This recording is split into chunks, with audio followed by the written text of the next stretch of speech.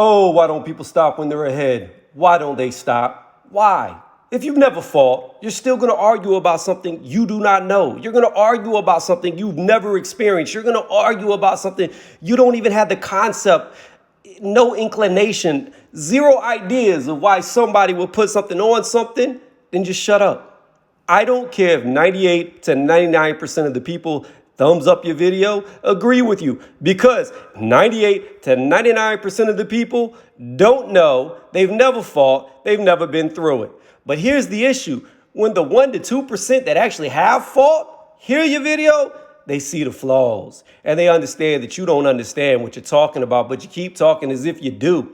Look, you're very good at history. Stick to it. You're very good at recalling information. Stick to it. You're very good at what's going on currently. Stick to it. But what you don't know about is what happens before, during, and after an actual fight. Don't stick to that because you're clueless on it. So here we go. I'm trying to stay nice with this. You claimed that when Canelo fought Floyd Mayweather, right? He was 165 pounds on fight night. It was 165 pounds. Now let's look at the timeline. He fought Mayweather in 2013. He fought Amir Khan in 2016. He was also very young when he fought Mayweather, and he grew up when he fought Amir Khan. So what you're saying is he rehydrated to 165 pounds. Not only that, but he also moved up in weight. Here's the thing. I'm going to explain this real fast.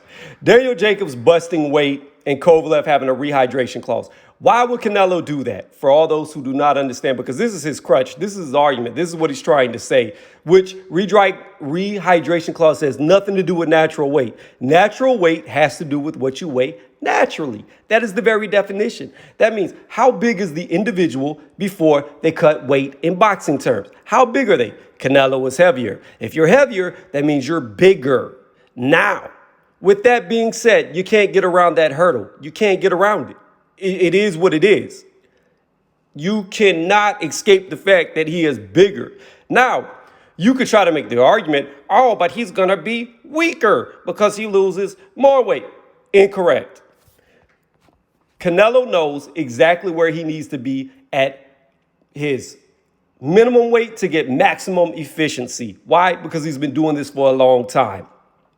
Here's the thing. Anybody who's ever powerlift, bodybuild, boxed, etc., any type of sport that requires you to cut down weight to make a certain weight and then put back on weight will tell you cutting weight makes you lose minimal strength, minimum power, which also translate over to speed. What you lose is minimum, as long as you can get yourself up to that minimum weight where you're maximum efficient. In other words, there's power lifters who weigh 200 pounds. They drop down to 180, 185 pounds, depending on the division they're in. And guess what? They perform just as strongly as they did at 200 pounds. The only difference here is they're getting a weight advantage because they're really a 200-pound man going against people who might very well be that natural weight of 180, 185, because that's all they can weigh. They couldn't drop weight and they couldn't go up. So the strength advantage for the bigger man, even if he weighs less. Now, why would a rehydration clause be put on Jacobs and Kovalev? It's very simple, and it's very simple to understand if you've ever cut weight in your life. You know, especially Canelo. Canelo knows I'm maximally efficient at 170 pounds, is which he weighed on the tee against Jacobs, right? That's where the weight clause, rehydration clause was. That's what he weighed on the tee at. Jacobs busted it. Now, Jacobs did it tactically. Why would Canelo put it on him tactically? Because here's the issue that you're missing. This is what you don't understand that I typed to you, but you made a video about it, so obviously it doesn't sink into your head. When you cut weight, you are used to putting that weight back on by the next day. You are used to being way closer to your natural weight. Therefore, you will be thrown out of whack when you can't put back on that maximum weight to get closest as you can to your normal natural weight. However, a guy like Canelo, who walks around 190 pounds, who is used to only weighing 170 pounds, used to not having to go over 170 pounds to get his maximum efficiency.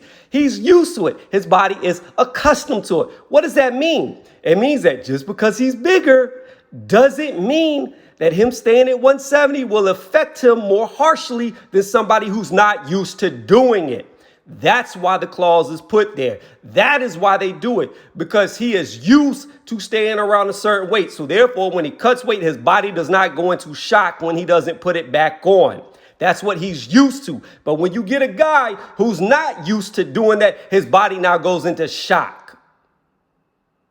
That is why he put it on Daniel Jacobs. That is why your argument is null and void.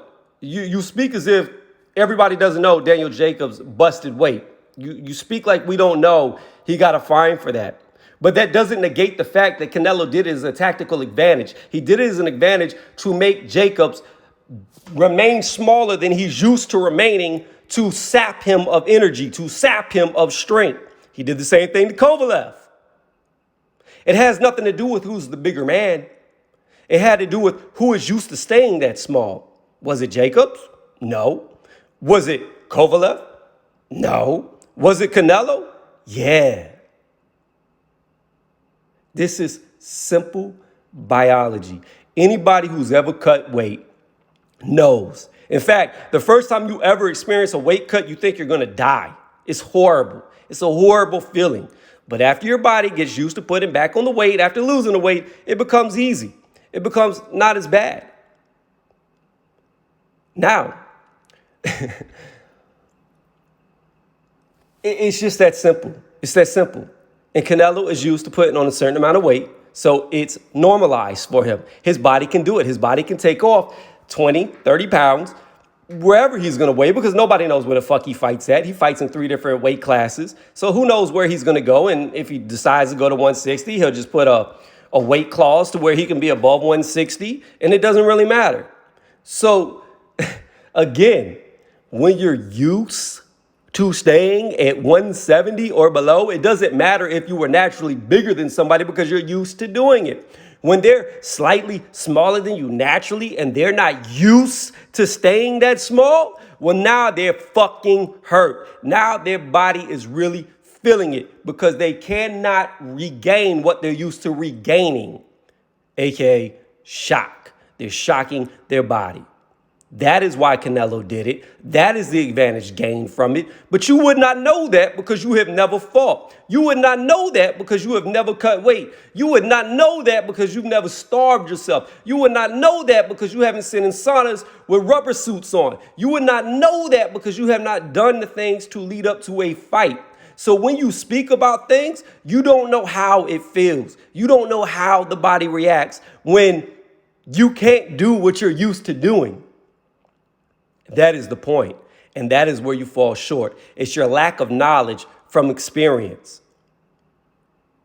Again, people could agree with you all day, and I don't care. But anybody who's ever fought, anybody who's ever power lifted, weight lifted, etc., kickbox, MMA, they're all going to agree with me because they've done it. They know it. And they know if they were not allowed to rehydrate after being used to rehydrating to a certain amount of weight, that their body would be in shock. That's where you fall flat on your face, ass up. So we could continue this or we could drop this. It's up to you, because you decided to comment to me. You decided to make a video about me. So this is a subject that you can't win. This is something you can't win. You can't win it because you don't know it. You don't know it because you never experienced it. End of story.